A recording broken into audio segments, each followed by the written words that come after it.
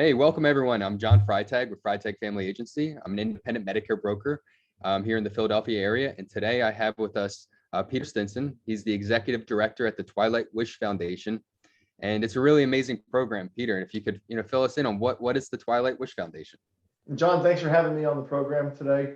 Hello, everybody. Pete Stinson. I'm the executive director for the Twilight Wish Foundation. We are a 501c3 nonprofit that grants wishes to low-income seniors, connecting generations. So the types of wishes that we offer include simple needs. They make up 80% of our wishes. That includes appliances, dentures, hearing aids, lift chairs, even food and clothing for senior citizens. Living life to the fullest wishes. These are wishes that might include an experience or meeting somebody, something a senior's always wanted to do, maybe a family reunion, something of that nature. And then we offer celebrating a life wishes. These are 90 or older, might include those on hospice care. And again, similar wishes, something they always wanted to do maybe while they're still with us. And 1/3 of our wishes are for veterans. Okay, that's awesome. I was looking through your website before we jumped on here, and I saw that there was a woman driving an 18-wheeler, yep. Right? There was one of the guys, we're here in the Philly area, so Adam Joseph's a meteorologist on Action News, and someone wanted to meet Adam Joseph. What are some other ones that stand out to you that have been fun?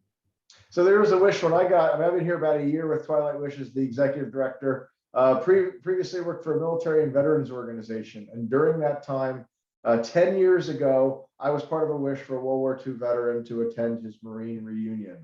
It was kind of my board member at the time ran those. So that always stuck out to me. Any of those types of really neat wishes. You mentioned the one where in the Philly area, we had somebody who was at a local elder care facility. He was the weatherman of that elder care facility. So he wanted to meet the Philadelphia area weatherman. They took him on the set. He was part of a broadcast. Really, really neat opportunity for him. Yeah, no, that's so cool. So, I mean, it's always a running joke, I guess, that's what a lot of seniors talk about is the weather, right? They complain about the weather. So he was the weather guy at the facility. He was the go-to? He was the go-to. He always knew the forecast, and he was always the guy. And it was his dream to meet his favorite meteorologist, and we were able to make that happen for him. That's great. So you mentioned you worked with vets before you got into the Twilight Wish Foundation. How did you come about finding the Twilight Wish Foundation? So that really was the way. Working, my board member at the time, like I said, he ran these reunions and said, "Hey, one of our guys is coming. Thanks to Twilight Wish Foundation. Go down, meet the folks from this organization, and send them off at the train station."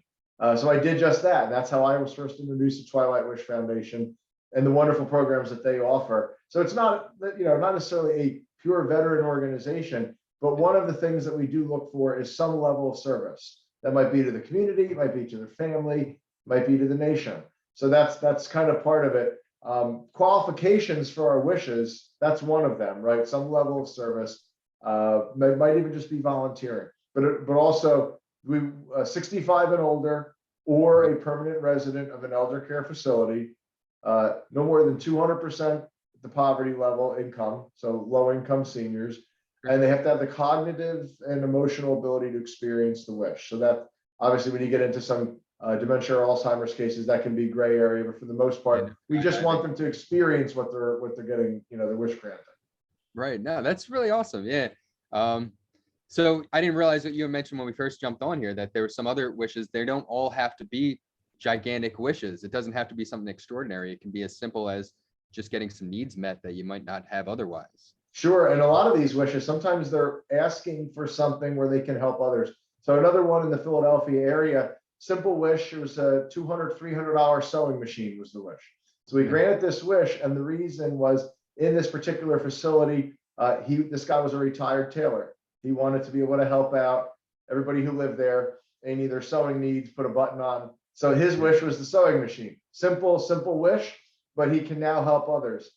We had another wish a couple weeks ago where a lady in Connecticut, her dream was to pet a penguin. She was 104 years old. And we called the aquarium. They waived the fee. They came out. And that wish not only got local, but also national media exposure for somebody to pet a penguin. That's awesome. That's so cool. And it's things that you wouldn't think of. I wonder how they come about. This is what their wish is. How long was she thinking about petting that penguin? Right. That's so cool. And I don't know if you mentioned it, but we talked to you guys are nationwide. How many cities are you in? So we have about 15 chapters right now. I think we just added two. We added Houston, Texas, and the Pacific Northwest in Washington State. So we're always looking for volunteer support. It's one of the ways you can help Twilight Wish Foundation, either work with one of our existing chapters across the country. We have great volunteer directors and leaders who are out there doing outreach for us. They're raising money, they're granting wishes. And if you don't have a chapter in your area, we'd love to talk with you about being able to do so. You know, for us as a 501c3 nonprofit, we don't receive any government funding. So we really rely on the community for financial contributions, for volunteer time, and for, you know, even press on the marketing side to get our word out there, creating awareness throughout the country. Yeah, and you would think, I mean, you would think just people would be lining up to try to get all this stuff, but it is a lot of work, right? To get in front of people and let them know what you offer. It is. It's very much, you know, particularly those who work with seniors or, you know, to be able to find these great wishes. You know, in a lot of cases, you know, if you ask somebody on the street, anybody, hey, what's your wish? You know, has anybody ever asked any of the, and when you get to, you know, the point in life where, you know, you're mature in your years, you know, you start to realize like, hey, gosh, there's always something I wanted to do or somewhere I wanted to go or something that might stick out to you. And in a lot of cases, you know, and you say, well, what's one of the popular wishes? Well, lift chairs. Yeah. And why? And because a lot of seniors, their wish is to really stay in their home. And what would make that possible for them? It might just be as simple as a lift chair. It might even be a wheelchair ramp to extend their time in their home. Yeah, and it's amazing how these small things are such big issues for these seniors who are stuck in their home or at home trying to stay there. I was actually at someone's house the other day, and they had one of the lift chairs that go up the stairs, a stair glide. And the way the husband and wife worked it out is someone would go over there if they needed to send something up the stairs, they'd put it on the stair glide, send it all the way up. The other person caught it, moved it over, and that's how they shuttled things throughout the house. And I mean, we take it for granted being able to carry stuff up and down the stairs. And if this couple didn't have that, I don't know what they'd do. You know, they were in their late 80s, wow. So they didn't have the ability to be carrying everything around. Right. But simple as that can change their whole entire quality of life. Absolutely. Yeah, so that's amazing. So you've been doing this for a year. How long has the one over here in Bucks County been around? So the organization, it's approaching its 20th anniversary. And at some point in the next 10 months, we'll have granted our 5,000th wish. So we have two major milestones coming up. This just here in Bucks County? Just across the country. I mean, these wishes have been all across the country. Yeah, wow. That's great. And how many wishes do you know off the top of your head that you've done here in our area? Probably predominantly the Philadelphia area because it's been our largest outreach effort. But we've also had chapters a long time out in Pittsburgh. We've had, you know, some chapters out there. Believe it or not, our first chapter formed in Arizona. That was actually the first chapter location for Twilight Wish.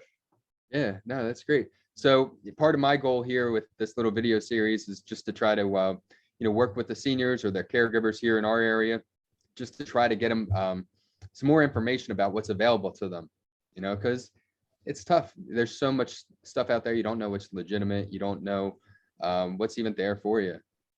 So we talked about a little bit of how to nominate a senior. They need to be, let's go over it again, low income, right? They need to be below 200% of the poverty level. Yeah, at or below, right. Is there anywhere within the radius of your chapter that they need to live in? No, no. We can grant wishes whether there's a chapter or not. So across the country. So if there's somebody who knows somebody maybe in need of a wish, nominators can be anybody. They can be medical care providers, they can be family members, they can be the seniors themselves, seniors' friends. We go onto our website and apply for a wish. twilightwish.org is where they'd apply.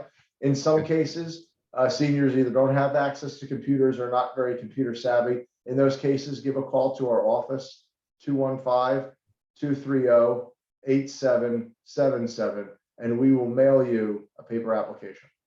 Oh, great. How long does it usually take if someone did apply for a wish, for their wish to be, you know, if they would find out if their wish was granted or not? Yeah, usually it's a week or two. It depends on a couple factors. For one, we always need to gather certain documentation. So sometimes there's some back and forth on making sure we have the files completely filled out. For two, In some cases, we do have funding in particular geographic areas. In other cases, we get the wish application, and part of our goal is to raise the money. So there's a lag time for that. So it's usually a week or two. Okay, that's really great. That's faster than I would have thought. That's a quick turnaround. All right. So, is there anything that seniors in the community or their caregivers could do to support your program? Yeah, I mentioned earlier, but definitely we do need volunteer support. Any financial donations, no amount is too small. So anything that folks can give either on an annual or monthly basis. TwilightWish.org, you can make a donation there. TwilightWish.org does have all the information. So it has our list of current supporters, has our staff bios, our board of directors, information on previous wishes we've granted, and also information on some great media we've had from wishes in recent times. That's great. Do you have a goal of how many wishes you want to grant this year? That's a great question. I think if we could hit 400 or 500, that's wonderful, but that might be a bit ambitious. So yeah, well, I mean, I'd like to help with whatever I can to get there. That's awesome. So Peter, do you have any contact info for yourself that you'd like to share? Sure. I mentioned our phone number. I'll provide it one more time. It's 215-230-8777. And my email address, if anybody wants to reach out, is peter@twilightwish.org. That's great. Well, thanks, Peter. I appreciate you taking a little bit of time, and keep up the great work. This is amazing. Thanks again, John. Thanks for having me on today. Thanks, Peter.